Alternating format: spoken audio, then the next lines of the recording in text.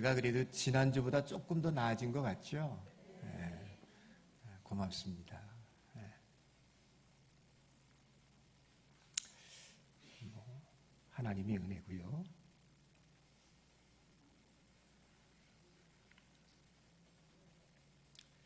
다 여러분들의 사랑과 기도 때문이다 생각이 듭니다.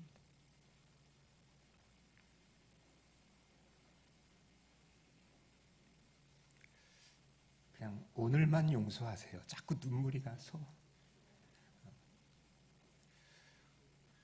제가 오늘 새벽 5시에 일어나가지고 실컷 들고 왔걸랑요. 근데 또 나네요.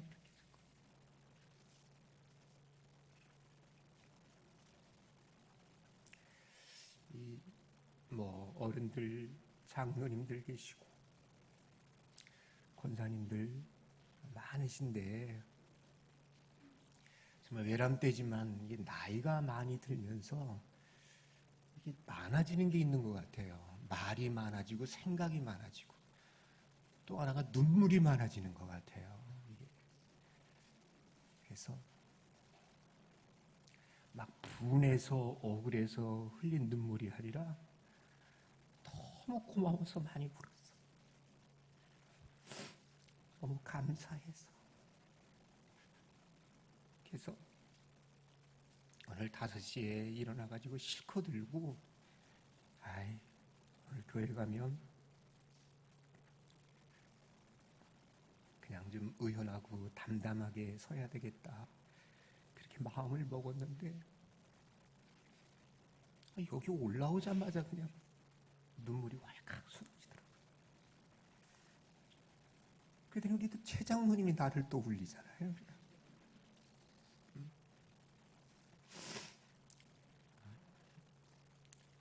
여러분들 사랑하고 축복합니다. 네, 정말 고맙습니다. 아마 오늘보다 제가 다음 주에 이곳에 설 때는 그렇습니다. 더 건강한 모습으로, 더 힘찬 모습으로 아마 서게 될 줄로 압니다. 조금 부족하고 예전의 저의 모습이 아니더라도 여러분들이 조금 헤아려 주셨으면 감사하겠습니다.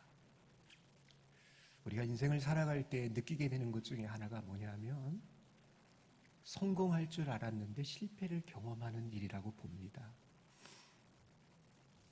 4월 달이었나요? 우리나라 올림픽 축구 대표팀이 파리올림픽 축구 본선에 못 나가게 되어졌습니다. 신태용 감독이 이끄는 인도네시아 팀에게 발목이 잡혔어요. 그거 아무도 예상하지 못했어요. 요즘 동남아 축구가 아무리 잘한다고 그래도 역시 축구는 그래도 한국이 아시아에서는 그래도 꼽히잖아요. 근데 패했어요. 승부차기에서. 그런과 동시에 40여 년 동안 나갔던 올림픽 축구가 좌절되어지고 말았습니다. 굉장한 충격이었습니다. 고린도전서 10장 12절 말씀 보니까 그런 말씀을 하시네요. 선줄로 생각하는 자는 넘어질까 조심해라. 잠언서 16장 18절도 말합니다. 교만은 패망의 선봉이고 거만한 마음은 넘어짐의 앞잡이다. 이스라엘 백성들이 지금까지 그런 행보를 걸어왔습니다. 범람하는 요단을 건너지요. 앞에 놓여 있었던 여리고성 그 거대한 성읍을 정말 말도 안 되게 정복했어요. 하루에 한 바퀴, 7째 날 7바퀴 들고 소리 질렀더니 그냥 무너졌어요. 정말 거칠 것이 없는 승리의 행보였습니다. 아무리 생각해 보아도 정말 그네들이 지금 가게 되어질, 지금 밟고 있는 이 가나안 땅은 승리의 땅임이 틀림없다는 생각이 듭니다. 그런데 오늘 이들이 아주 보기 좋게 패배하고 있습니다. 승리를 호언장담하고 그렇게 될 줄로 당연히 여겼는데 그 여리고 성과는 비교도 안 되는 아이성, 아주 작은 성.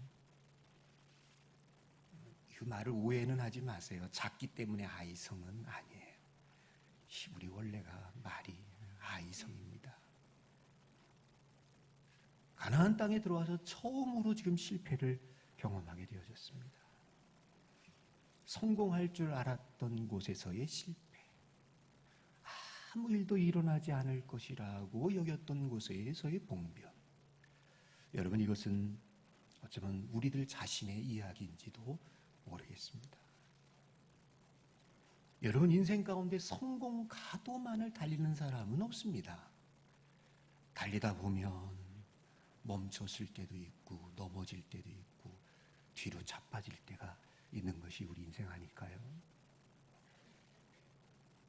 미국의 프로야구 메이저리그에 보면 여러분 싸이 영상이라는 것이 있어요. 싸이 영상.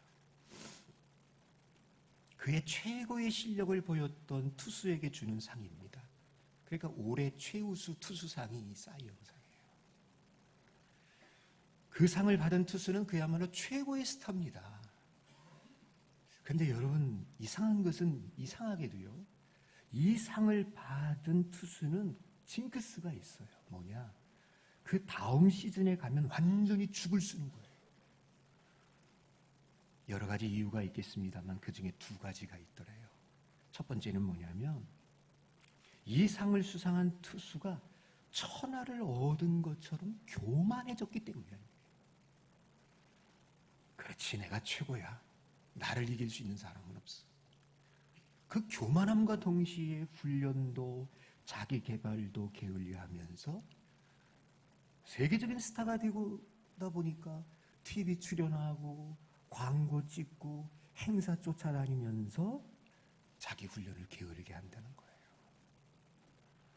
두 번째 이유가 있다면 다른 팀들에서 다음 시즌이 될 때까지 이 투수를 아주 집중 연구 분석하여서 그 공의 구질을 잘 연구해서 다음에는 그렇게 쉽게 이렇게 쓰리아웃 당하지 않고 그의 공을 공략하는 법을 배우게 된다는 얘기예요. 그러니까 시즌이 바뀌어서 다음에 들어가게 되어지면 그의 게으름과 더불어서 다른 팀들의 연구로 인해 그 사이언성을 받았던 투수가 예전만 못하고 아주 형편없이 나락으로 떨어진다는 것입니다. 여러분, 정말 우리 인생이 그런 것 같아요. 항상 우리를 무너뜨리는 것은 결코 외부에 있지 않습니다. 항상 내 안에 있습니다. 교만입니다. 그리고 방심입니다. 오늘 이스라엘 여호수아가 그랬습니다. 아이성은 여러분 북서쪽으로 한 16km 떨어진 곳입니다. 해발 518m 그 가량의 산지 위에 세워진 큰 성이 아니에요. 한 1만 2천 명 정도 머물게 되어지는 작은 성읍입니다. 여호수아가 정탐꾼을 보냈습니다. 돌아온 사람들이 이야기합니다. 장군님, 다 올라갈 필요가 없어요. 한 2, 3천 명만 올라가도 충분히 이길 것 같습니다. 그런데 웬걸? 오늘 여러분 본문 보시면 아시겠습니다만 36명의 전사자를 내고 간신히 겨우겨우 도망쳐 쫓겨나게 되어졌습니다. 이때 패배의 충격을 5절에서 여러분 이렇게 묘사하고 있습니다. 5절의 말씀 보니까 백성들의 마음이 녹아 물같이 되었다. 여러분, 백성들의 마음이 물같이 녹았다라는 말은요, 이게 이스라엘 사람들에게 해당되어졌던 마음이 아니고 원래 누구들을 이렇게 묘사했죠? 가나안 사람들. 이스라엘 사람들을 바라보면서 가나안 사람들이 느꼈던 마음이 이 마음이었어요. 마음들이 막 물같이 녹았다라고 성경은 이야기하고 있어요. 근데 이게 완전히 역전되어지고 말았어요. 여러분, 실패의 이유가 무엇일까요? 오늘 본문은 우리에게 두 가지를 이야기해요. 첫 번째는 불순종이었습니다. 오늘 7장 1절의 말씀입니다. 자, 여러분 힘드신 대로 한번 같이 읽습니다. 시작. 이스라엘 자손들이 온전히 바친 물건으로 말미암아 범죄하였으니 이는 유다 지파 세라의 증손 삽디의 손자 갈미의 아들 아간이 온전히 바친 물건을 가졌습니다. 여호와께서 이스라엘 자손들에게 진노하시니라. 아멘. 이 아이성의 실패는 다른 데 있지 아니하고 여리고성의 승리 속에 담겨져 있었습니다. 하나님은 여러분 여호수아와 이스라엘 백성들에게 신신당부한 것이 하나 있습니다. 여리고성을 점령한 다음에 전리품 하나도 너희들이 갖지 말아라. 사람이든 짐승이든 남녀노소 물론 다 죽일 것이고 금, 은, 동, 철은 여호와의 창고에 넣으라는 명령이었습니다.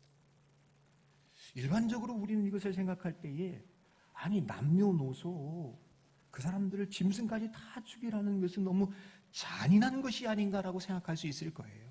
그러나 여러분 이것은 특별한 상황이에요. 왜? 그 가나안 땅을 향한 하나님의 심판이었어요. 헤렘이라고 했죠. 이 가나안 땅은 아브라함 때부터 이미 죄악이 관영한 땅이었어요. 아모리 족속의 죄악을 하나님은 때가 되어질 때까지 기다리다가 드디어 여호수아 때에 이 땅을 지금 하나님이 심판하시는 겁니다. 그래서 그 심판의 첫 단추로서 다 없애버리라는 얘기예요. 그런데 이스라엘의 지도자 중 한 사람이었던 아간이 이 명령을 어기고 21절 말씀 보니까 노력한 물건 중에 시나리 외투 한 벌, 은 200세겔, 금덩어리 한 개를 자기 장막 밑에 숨겨놓았습니다. 7장 21절의 말씀 보니까 아간이 고백하기를 무엇이라고 고백하느냐? 그것을 보는 순간 내가 탐내요. 욕심이 생겨서 그렇게 했다고 고백하고 있습니다. 이런 패배의 충격 속에서 여호수아와 장로들은요, 해가 질 때까지 옷을 찢고 머리에 재를 뒤집어 쓰면서 괴로워하며 통곡하였습니다. 그럴 수밖에 없었던 것은 질 이유가 하나도 없는데 패했으니 하나님 이게 어찌 된 일입니까? 도대체 왜 그러십니까? 그들은 옷을 찢으며 재를 뒤집어 쓰고 하나님께 물었습니다. 통곡했습니다. 그럴 때에 하나님께서 여호수아에게 주신 말씀이 바로 11절의 말씀이었습니다. 11절의 말씀을 또 한번 읽습니다. 시작. 이스라엘이 범죄하여 내가 그들에게 명령한 나의 언약을 어겼으며 그들이 온전히 바친 물건을 가져가고 도적질하며 속이고 그것을 그들의 물건 가운데에 두었느니라. 아멘. 하나님은 분명히 말씀하셔요. 여호와께 바쳐야 된 물건을 드리지 않은 것이 도둑질한 것이라. 그 사람을 찾아내기 시작합니다. 제비를 뽑습니다. 12지파 중에 유다 지파가 뽑혔습니다. 유다 지파의 족속들을 세워놓습니다.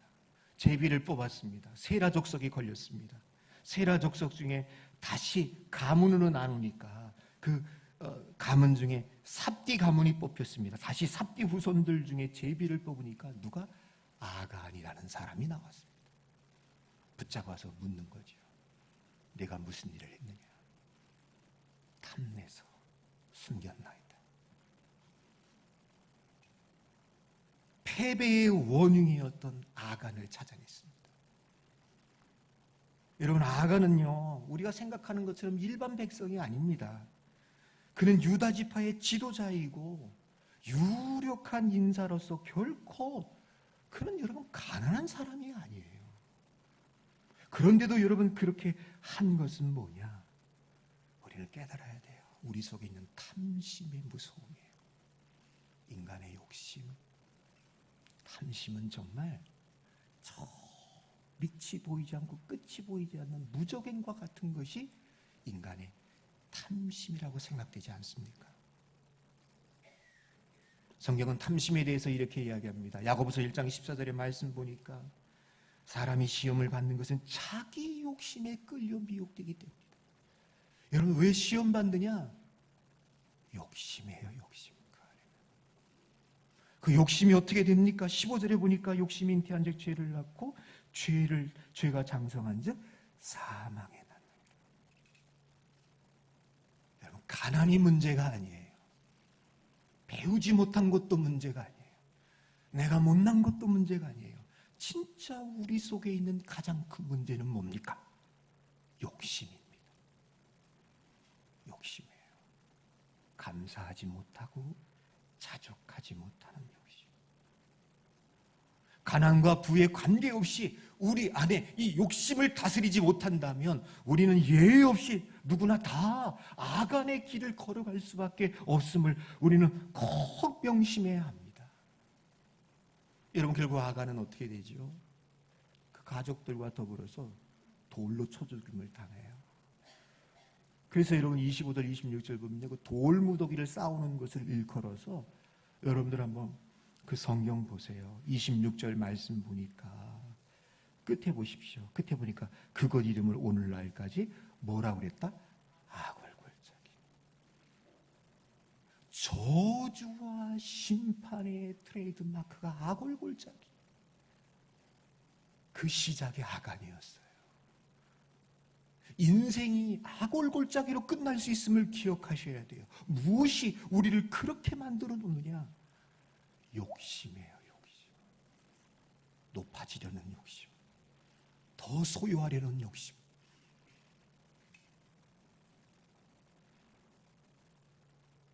여러분들 마음을 정말 잘 먹으셨으면 좋겠어요. 하나님이 세상을 창조하신 다음에 7일째는 쉬게 하셨죠. 우리는 그것을 안식일 주일로 이렇게 지키고 있습니다. 사람들은 그렇게 생각해요. 남들 하루 쉴 때 나는 나가서 더 열심히 일하고 수고하고 했으면 나는 더 부자가 될 것 같고 더 잘 될 것 같죠. 그런데 여러분, 절대 그렇지 않습니다. 그래요, 설상 어쩌면 남들보다 돈을 조금 더 벌 수 있을지는 모르겠지만 그 대신 잃어버리는 것이 너무 많을 겁니다. 모르했던 물질도 떠나갈 것이고 건강도 사람도 다 잃어버릴 거예요. 사랑하는 성도 여러분, 여러분들에게 간절히 축복하며 기원합니다. 여러분, 주일 지키며 살 수 있기를 주님의 이름으로 축원합니다. 육신적으로 안식을 얻으며 영적으로 충만함을 받으세요. 주일날 왔다가 그냥 가지 마세요. 회의하려도 오지 마세요. 놀러도 오지 마시고 싸우러는 더더욱 오지 마세요. 은혜 받고 재충전하고 가실 수 있기를 간절히 소망합니다. 그냥 모으면 더 많이 모은 것 같지요. 지난 다음에 여러분 돌아보면 하나도 모은 게 없다는 걸 여러분들이 느낄 거예요. 내가 마땅히 하나님 앞에 드려야 하는데 그것조차도 드리지 않고 모으고 또 모으면 채워질 것 같죠. 여러분, 제가 우리 교회에서는 말 못해요. 근데 나 다른 데 가면 말할 수 있어요. 절대 채워지지 않아요. 잃어버린 게 너무 많아요. 손해본 게 너무 많아요. 여러분, 그냥 아간이 그랬잖아요. 이거는 너희가 가지면 안 돼. 이건 하나님 앞에 다 바치는 거야. 이건 하나님의 명령이야. 그럼 바쳐야 돼요. 그걸 안 바치면 그건 도둑질이에요. 그거에서 하나님은 책임을 물으셔요. 시간도 물질도 하나님의 것이 있어요. 드리셔야 돼요. 그렇다고 해서 채워지고 넉넉하게 되어지냐? 결코 그렇지 않아요. 드리며 베풀고 섬기며 살 수 있는 우리 천산교회 식구들이 될 수 있기를 주님의 이름으로 간절히 축원합니다. 근데 이 아간의 범죄는 여러분 가만히 생각하면 하나님 그리고 자기 자신 그리고 그 가족들 외에는 아마 몰랐을 거예요. 근데 이것이 드러나는 순간 하나님은 그 진노를 어떻게 온 이스라엘 가운데 심판하시는 것을 보아요. 여러분, 정말 우리가 기억해야 합니다. 한 사람의 범죄가 전체의 죄로 하나님께서 여기실 때가 있는 거예요. 그 대가를 아간에게만 묻지 않으셔요. 왜 아이성에서 패했습니까? 악한 한 사람의 죄 때문이 아니겠습니까? 우리가 늘 조심해야 되는 거, 우리 가정 속에서도 교회 속에서도 내가 속해 있는 그 어떤 공동체 속에서도 우리가 잊지 말아야 될 것, 나 하나쯤이야. 이 생각에서 벗어나셔야 돼요. 나 하나쯤이야.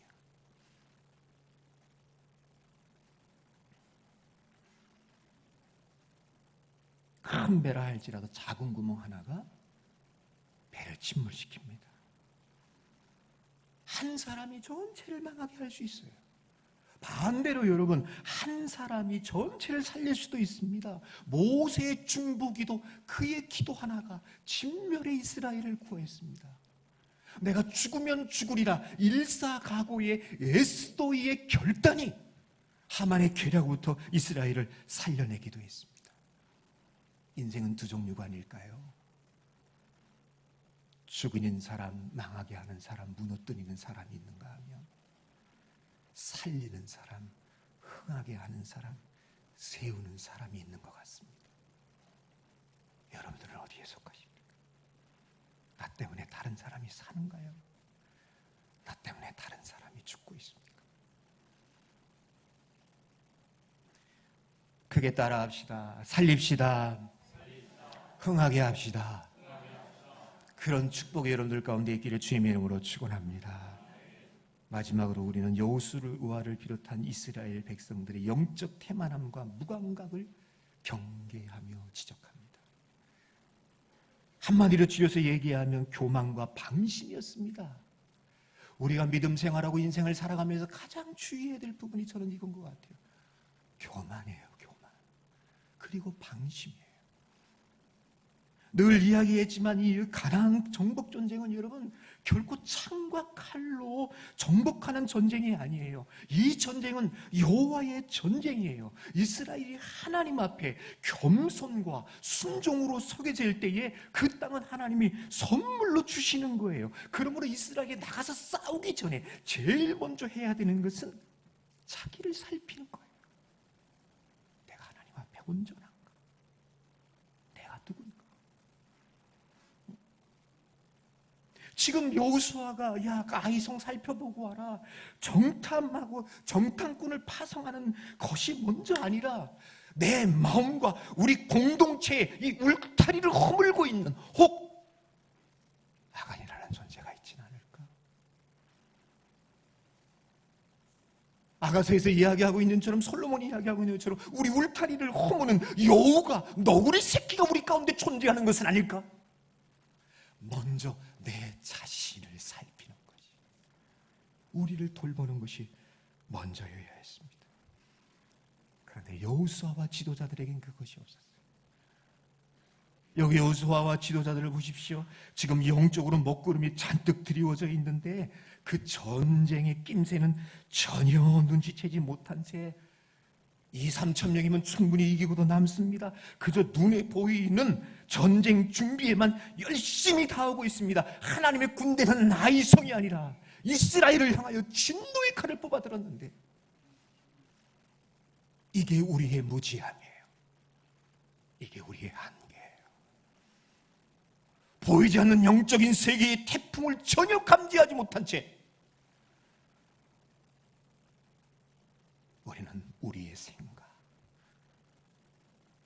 우리의 계획으로 나아가려고 합니다. 사랑하는 성도 여러분, 지고 이기는 것은 여호와 하나님께 있습니다. 교만하거나 방심하면 안 됩니다. 여리고의 승리에 도취되어져서 하나님께 기도도 하지 않았습니다. 승리의 흥분과 기쁨과 자신감에 들떠서 무엇이 먼저인지도 몰랐습니다. 그냥 아이성을 아주 우습게 여기고 말았습니다. 여호와의 군대 장관 앞에 신발을 벗고 무릎을 꿇었던 여호와의 모습은, 여호수아의 모습은 찾아볼 수 없습니다. 적들의 목준 앞에였지만 할례를 행하고 언약 백성으로서의 거룩함을 드러냈던 이스라엘의 모습도 보이지 않습니다. 오직 성을 함락시키기 위한 인간적인 군대 작전만이 있었습니다. 야, 이제 살만하니까, 애들 다 키우고 나니까 기도를 안 해요. 기도의 필요성을 못 느끼는 겁니다.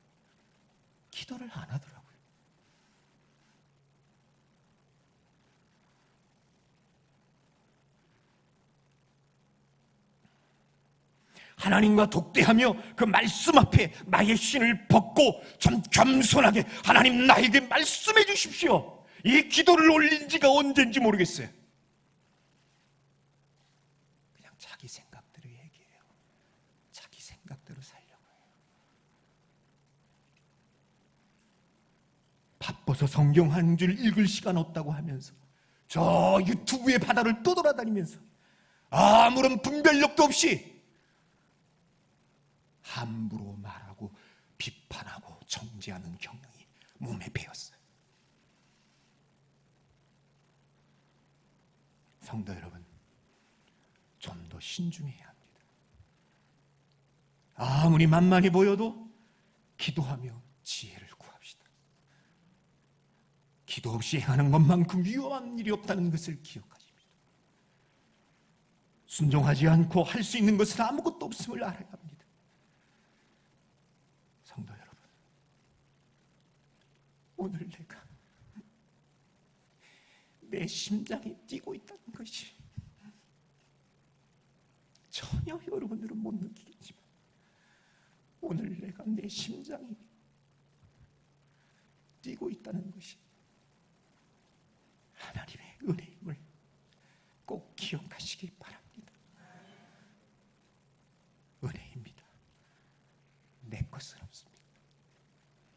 다 하나님이 주신 겁니다. 우리 주님 뜻대로, 주님 원하시는 대로 내 인생을 살아드릴 수 있는 성도들이 되기를 주님의 이름으로 축원합니다.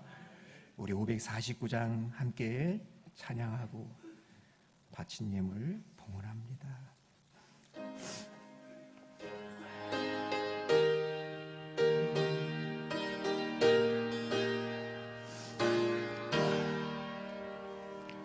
내 주여 뜻대로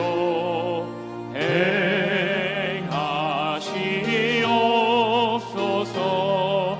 온 몸과 영혼을 다 주께 드리니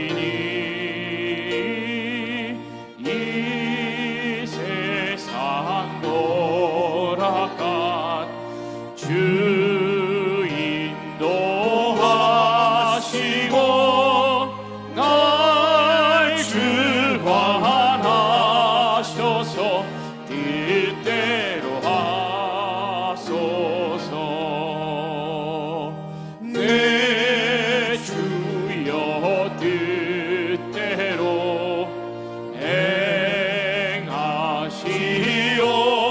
행하시옵소서. 근심 중에도 낙심케 마소서. 주님도 때로는 울기도 하셨네.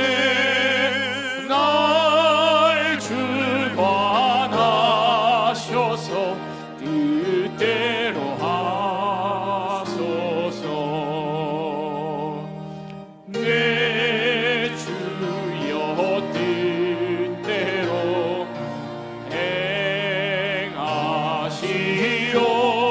행하시옵소서.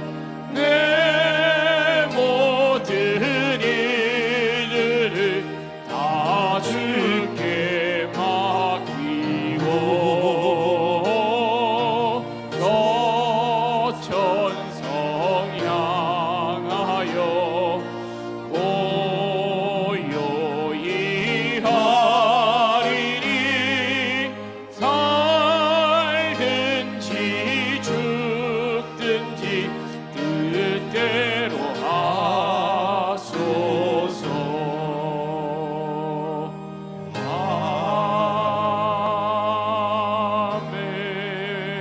아멘. 기도하겠습니다. 하나님 아버지, 승리의 땅에서도 실패할 수 있음을 깨닫습니다. 예수 그리스도 안에서 우리도 실패할 수 있음을 명심하게 하여 주옵소서. 그러나 그 실패로 통해서 얻을 수 있는 교훈이 있음을 알게 하사 같은 실수, 같은 실패 거듭하지 않게 하여 주옵소서. 주님 기도합니다.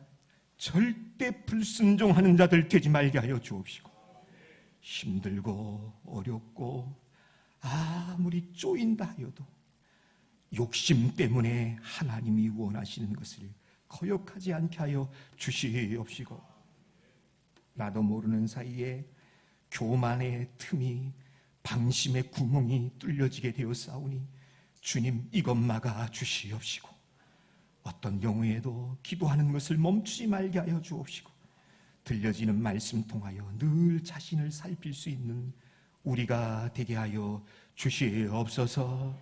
아버지 하나님, 드린 예물을 기쁘게 받아주시고 이게 하나님의 것인 줄 알고 드렸을 뿐입니다.